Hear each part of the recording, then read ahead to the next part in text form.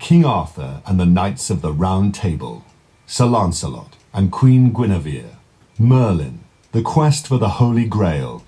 It's a tale of love and chivalry handed down through the ages.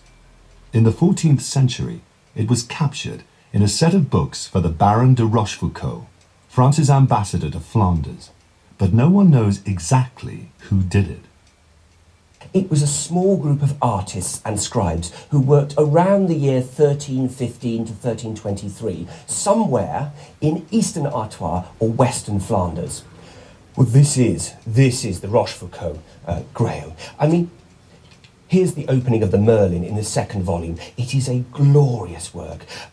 You see here, this is Christ reaching into a hellmouth on this beautiful gold backing that is real gold coins hammered flat. He's reaching into the hellmouth, here like the mouth of a bear, plucking out naked sinners. And here on the other side is the devil with his council.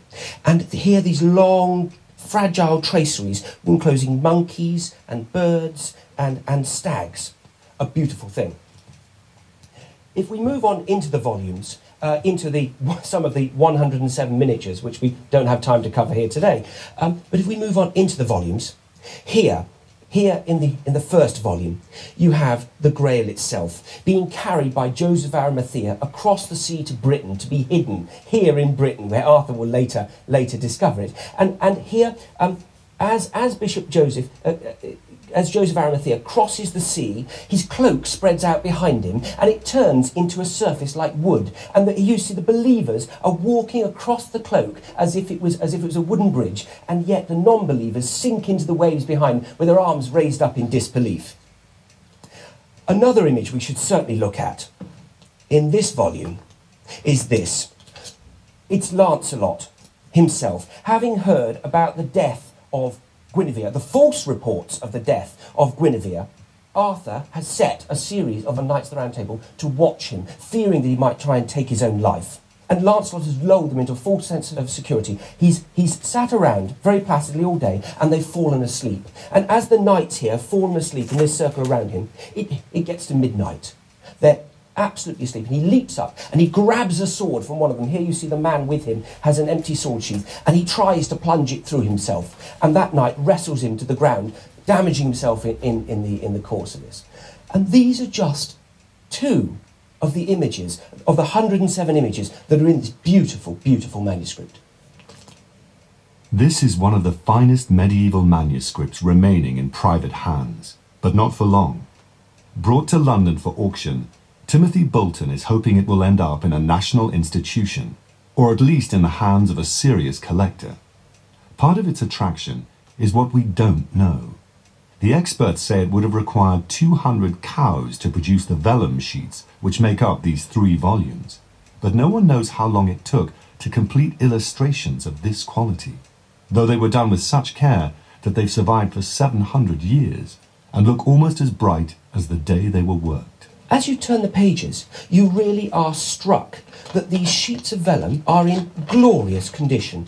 They are really in breathtaking condition, almost in some cases, as here. This opening cannot have looked any different on the day it was made.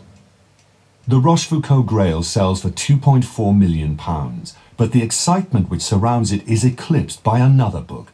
From the library of the second Lord Hesketh comes a 4-volume set of Birds of America, the remarkable work of the 19th century naturalist and painter John James Audubon. The book is this size because it was Audubon's intention to illustrate every bird life-size.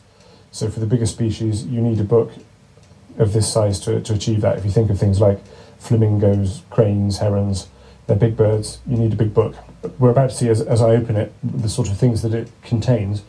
We live now in an age of spectacle with 3D films and I don't know what else, but you have to bear in mind that when he opened this book, he would have seen species of birds that few people in Europe were familiar with. This is the title page, which says The Birds of America. This is one of the 4 volumes that make up the complete set. And what he would have seen are life-size depictions in glorious colour. These are summer or wood ducks of the birds of America. The book was published in parts over a long period of time. This subscriber waited until each volume was ready and then received the thing volume by volume.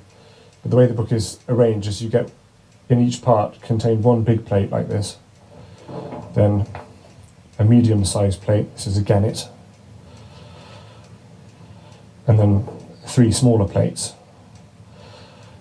of, these are shorebirds, but in other volumes they're songbirds, hummingbirds, things like that. Then you move on to the next part, where you get another very big plate. It's worth noticing that even though he he succeeded in showing all the birds life size, with the long-necked birds like cranes, herons, they're always dabbling in the water, because if you was to show them upright, you would need an even bigger book, and at that time you simply couldn't have it. This is the largest paper size that was available at the time of publication. John James Audubon was born in Haiti, the illegitimate son of a French sea captain. Later, as a businessman, he went bust in 1819 and decided then to make his living from publishing paintings. But first, he had to track down his subjects. He observed them in the field, first of all, and then he tended to shoot them, which in those days was acceptable. In modern age, we might find that distasteful. Then he stuffed them, because he was a trained taxidermist. Then he would arrange them in his studio, using bits of wire to sort of suspend them into a lifelike posture. So they're all drawn from life and death. So he had first-hand specimens of all the species. There's only one species in the book, which is the great auk, that he couldn't find because it was so rare, and he used the British Museum stuffed specimen from that. The other ones were all first-hand ones, either sent to him or, in the most part, shot by himself. It took 11 years to publish the folios. Audubon came to Britain in 1826 in search of a printer who could produce such a large book, and it was here that he found subscribers for what was to be a limited edition. Around 200 were produced. So, who will be interested in this one? It is genuinely a collector's item. Most institutions who would want a copy of this already have a copy. There are a lot of copies in institutional libraries. So this would be the peak or pinnacle of a private collector's library. So that's most likely where it will be bound. Lot number 50 now, The Birds of America. Those who attend the auction know that, as a lot, this one has everything. An intimate connection with the artist, a subscriber's copy, preserved in its original binding and carefully looked after for 170 years, which is why Sotheby's have set a sale estimate of between £4 and £6 million. 3,300,000, 3,400,000, 3,400,000, 3,500,000, 3,500,000, at £3,500,000 now, at 3,500,000, at 3,500,000, 3,600,000, at 3,600,000, 3,700,000, 3,800,000, at 3,900,000, £4 million I have £4 million here, at £4 million, at £4 million, 4,200,000, 4,500,000, at £4,500,000 now, 4,800,000, £5 million I have, at £5 million, £5 million, 5,100,000. A few minutes later, Birds of America has passed its upper estimate of £6 million. 6,400,000, 6,400,000, 6,400,000, 6,400,000 now, 6,500,000, 6,500,000, 6,500,000, 6,500,000. Against you, Daniela, £6,500,000. I'm going to sell it then for £6,500,000. It's against you both, and the bid is £6,500,000. Are we all done?